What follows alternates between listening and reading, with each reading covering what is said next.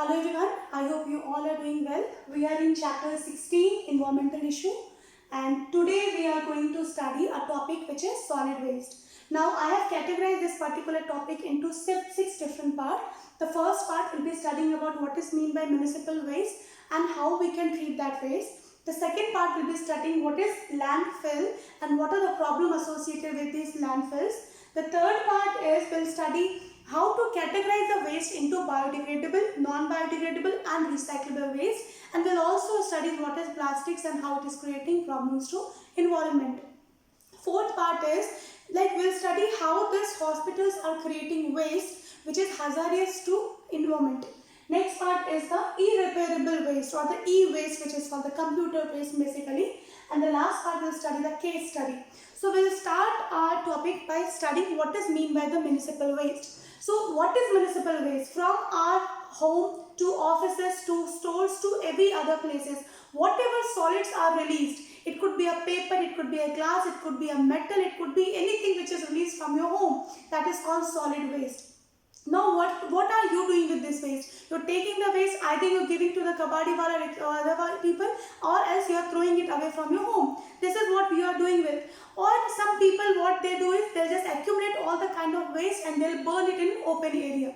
So this is what is the municipal waste. The other thing what we can do with this municipal waste, other things is that we create the landfill. We'll dig the land and we'll create the landfill wherein we accumulate all the things in there.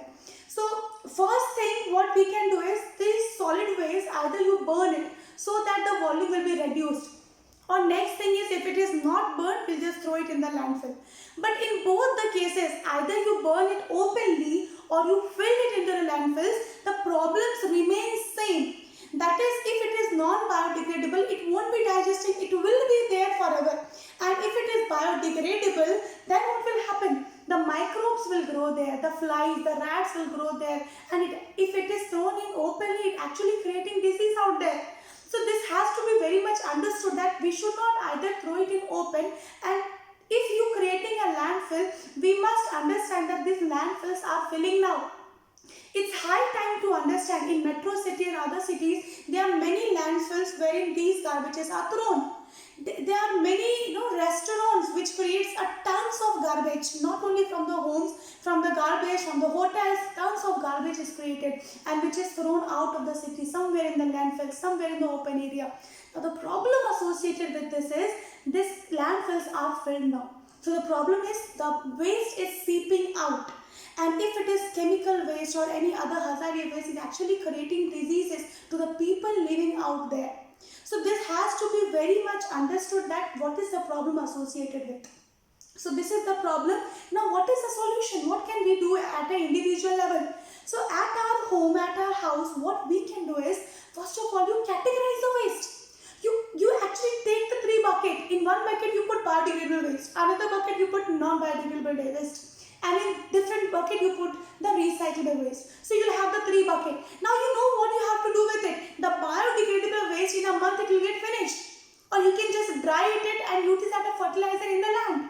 The non-biodegradable waste or the non-biodegradable waste, you know that you cannot use it. If it is recyclable, use it, and if it is not recyclable, then we'll just throw it somewhere else. So this is at least at our level, or we'll just ask this kabadi wala and other people to rat pickers to separate the waste. So this is at what we can do at most at our own level to separate the waste first. Now our governments are also, they are in very much curiosable and they are very much putting this effort so that plastic could be used very less. Because plastic is non-biodegradable, it will remain, the first time when the plastic is made, from that time till now, it's still there in the environment. And this has to be taken it very seriously, that plastic is not at all digesting and it will never be digested year after. So this is our responsibility, this is individual responsibility, so that we make sure that we use the plastic very less. Or we must inhibit using the plastic. What you can use instead of using plastic? You can use that normal jola, normal thela. You can use the cloth thela. You can use, the jute thela. So rather than asking the shopkeeper to give you the polythene bag, you must use your own thela. So that at least we can use less and less of this plastic, and one day it might happen. Obviously it is not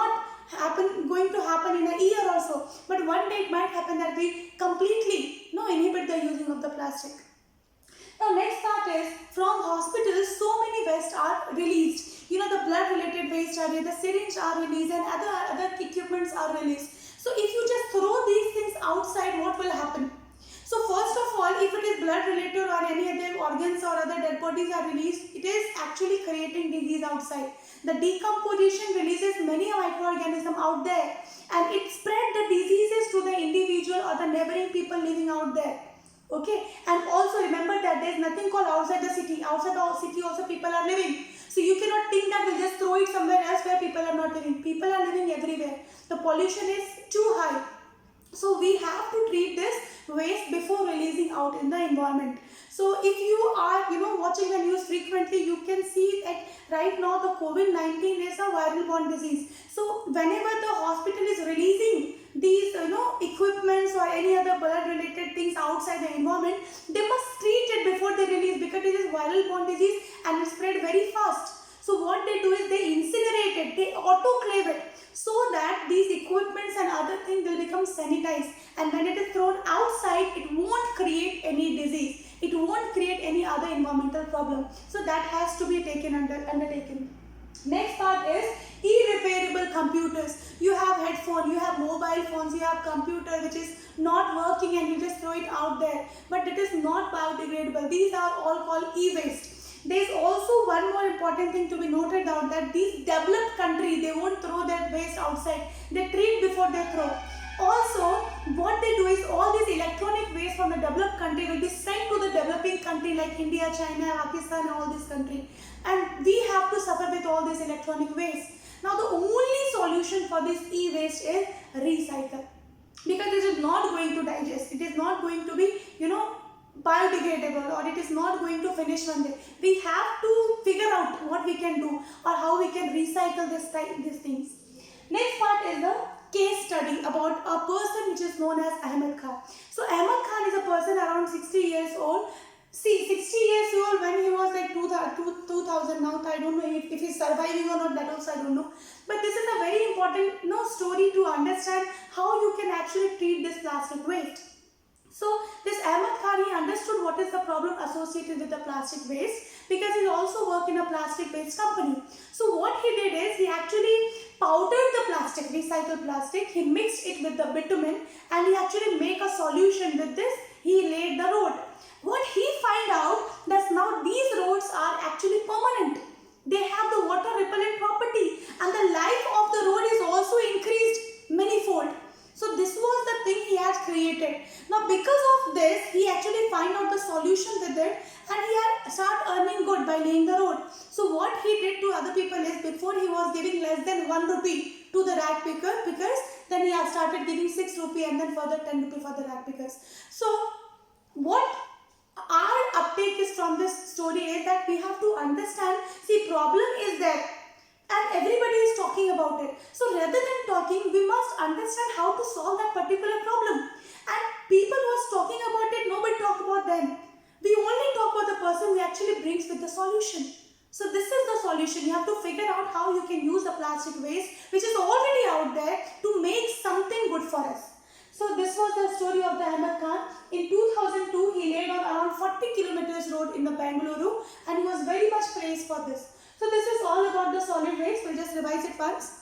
We talk about the municipal waste, the waste which is released from our home, and these wastes, they are openly burned, they are openly thrown, or they sometimes put in the landfill. But again, seepage problem is associated with it. Landfills are full. So we must figure out what we have to do with this solid waste. Then we must decrease the using of the plastic bags, and we should go for the alternatives. The solid waste must be treated before it is thrown out.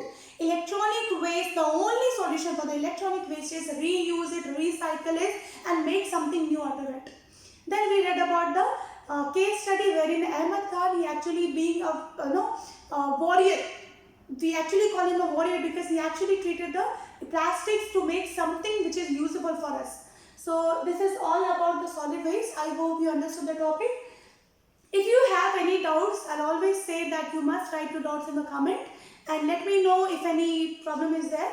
Thank you very much for watching. Have a nice day.